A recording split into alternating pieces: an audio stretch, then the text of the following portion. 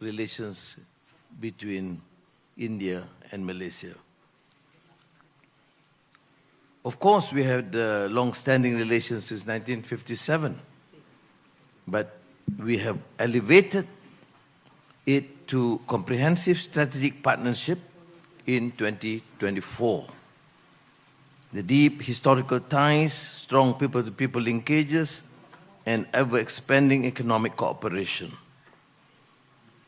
We'll continue to deepen collaboration in all fields: trade and investment, semiconductor, digital economy, trade in local currency, connectivity, energy, agriculture, food security, defense, education security, TVET, including through Walua Center at the University of Malaya, healthcare, tourism, culture, and people-to-people. It is really comprehensive, and we believe that we can advance this and execute in a speedy manner with the commitment of our both governments, both foreign ministers. And we have seen also the exchanges of 11 documents, including MOUs, in an exchange of letters, which extended beyond normal bilateral arrangements, because we have covered even peacekeeping cooperation on semiconductor, healthcare, and security cooperation. Trade, of course, it has to further extend. I mean, India is growing by leaps and bounds.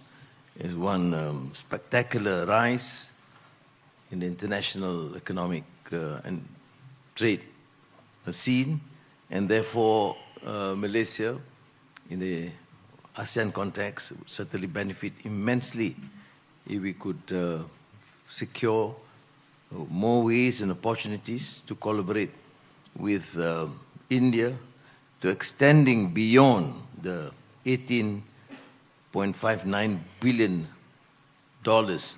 that we achieved in 2025.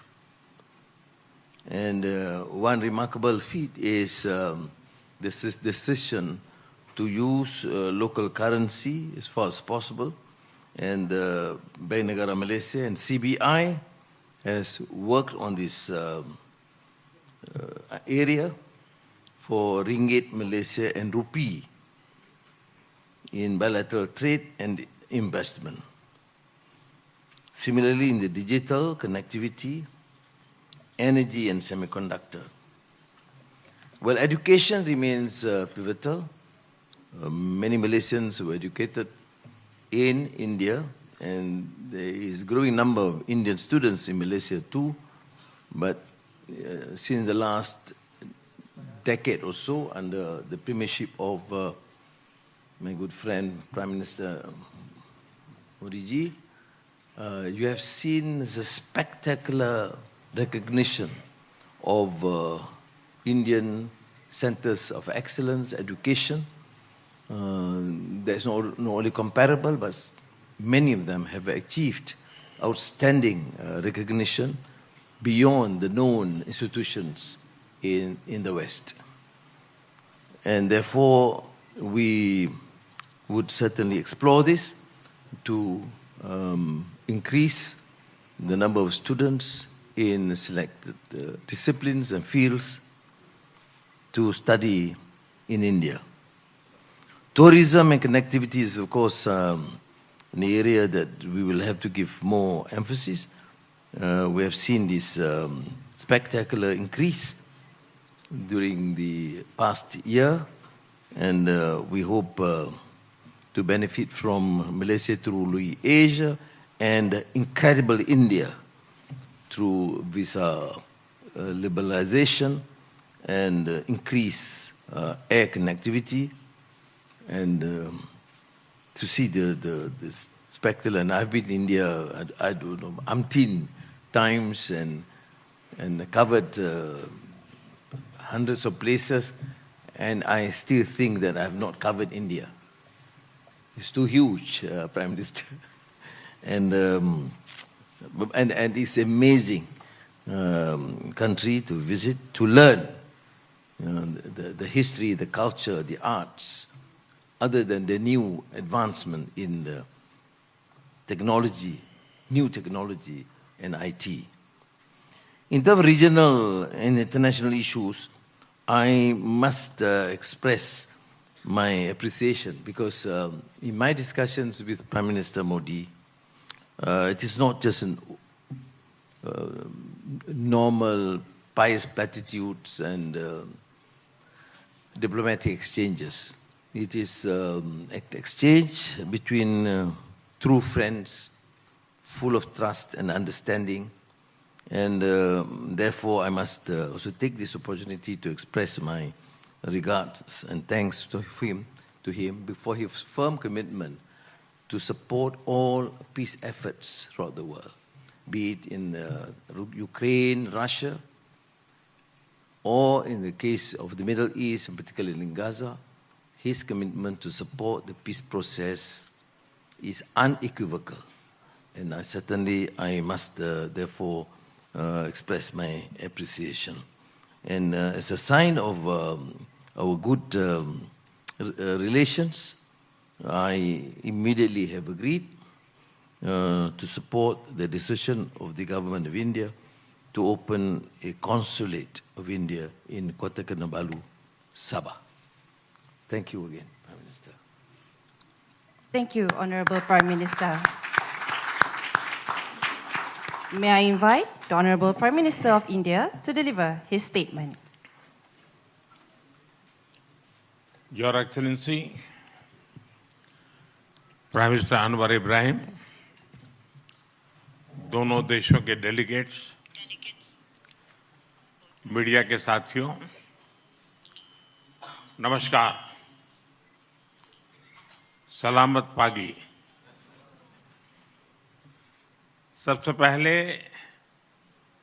मैं अपने करीबी मित्र prime minister Anwar Ibrahim का गर्मजोशी भरे स्वागत के लिए हृदय से आभार व्यक्त करता हूं। पिछले वर्ष मैं आसियान समिट के लिए मलेशिया की यात्रा नहीं कर पाया, लेकिन मैंने मेरे प्रिय मित्र को वादा किया था कि मैं जल्द से जल्द मलेशिया आऊंगा। और आज वर्ष 2026 की पहली विदेश यात्रा में मैं मलेशिया आया हूं।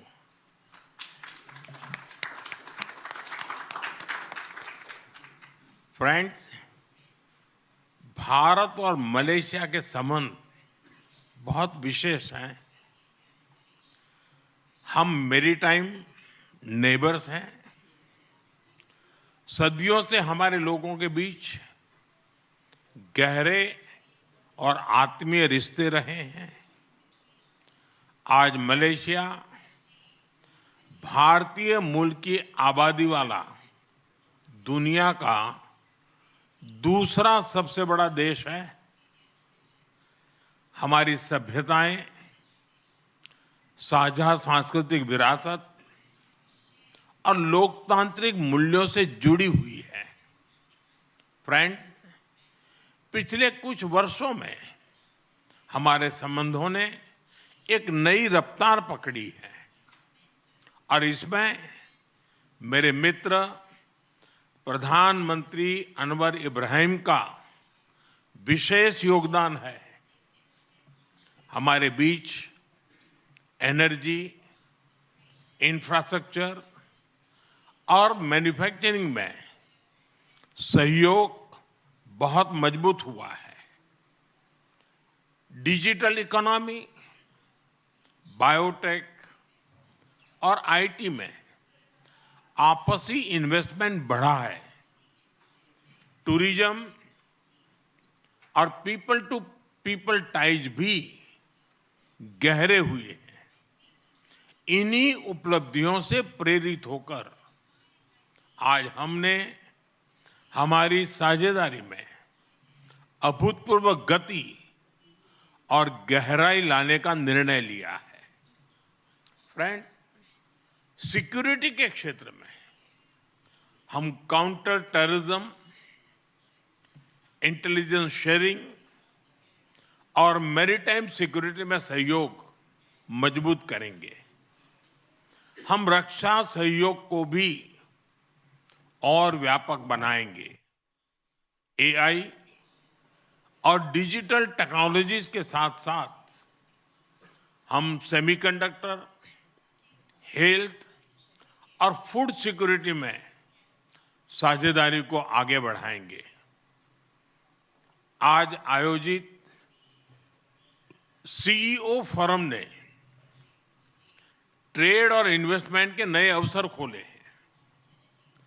हम स्ट्रेटेजिक ट्रस्ट से इकोनॉमिक ट्रांसफॉर्मेशन का रास्ता बनाएंगे। फ्रेंड्स, कल मुझे मलेशिया के भारतीय प्रवासियों से मिलने का मौका मिला। अपनी उपस्थिति से मेरे मित्र प्राइम मिनिस्टर अनवर इब्राहिम ने भी इस सम्मेलन का गौरव बढ़ाया।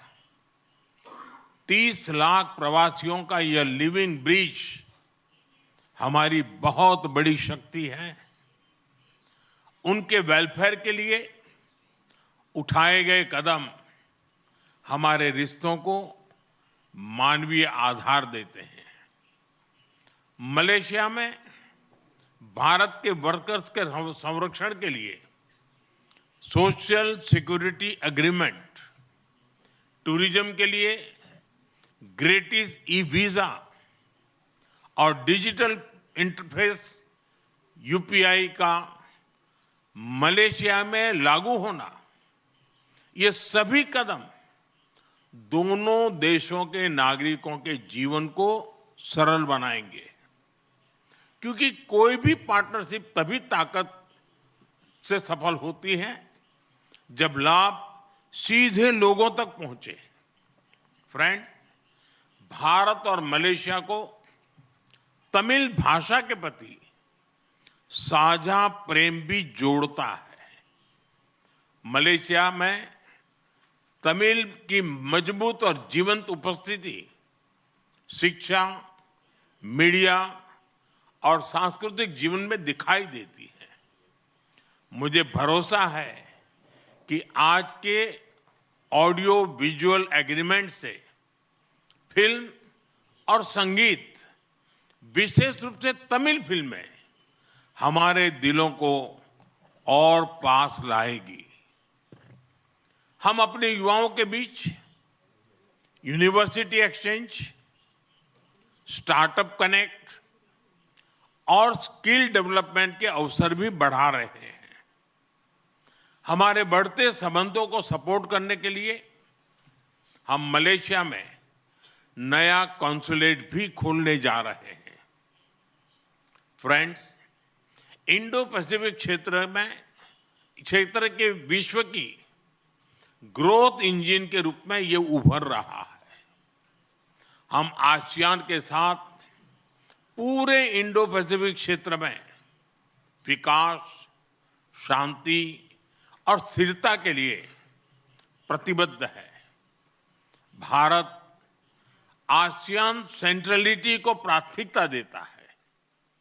मलेशिया की सफल आसियान अध्यक्षता के लिए मैं एक बार फिर आपको बहुत बहुत बधाई देता हूं। मलेशिया जैसे मित्र देशों के सहयोग से भारत आसियान के साथ अपने संबंधों को व्यापक बनाएगा। हम इस बात पर सहमत हैं कि आसियान भारत व्यापार समझौते आर्टिगा की समीक्षा शीघ्र ही पूरी हो जानी चाहिए। फ्रेंड्स, आज हमने क्षेत्रीय और वैश्विक मुद्दों पर भी सार्थक चर्चा की। वैश्विक अस्थिरता के इस माहौल में भारत और मलेशिया की बढ़ती मित्रता दोनों देशों के लिए अत्यंत महत्वपूर्ण है। हमारा साझा मत है कि आज के चैलेंजेस का समाधान करने के लिए ग्लोबल इंस्टीट्यूशंस का रिफॉर्म बहुत जरूरी है। हम शांति के सभी प्रयासों का समर्थन करते रहेंगे और आतंकवाद पर हमारा संदेश स्पष्ट है। No double standards, no compromise. Excellency, Bharat Malaysia संबंधों के प्रति आपकी प्रतिबद्धता का हम सराहना करते हैं। आइए हम साथ मिलकर प्रॉस्परस मलेशिया का आपका सपना और विकसित भारत के हमारे संकल्प को साकार करें। एक बार फिर आपकी मित्रता, आपके गर्मजोशी भरे स्वागत और आतिथ्य के लिए बहुत बहुत धन्यवाद। हम आपको भारत में स्वागत करने के लिए उत्सुक है। बहुत बहुत धन्यवाद। जुम्पा लागी। Thank All right, viewers.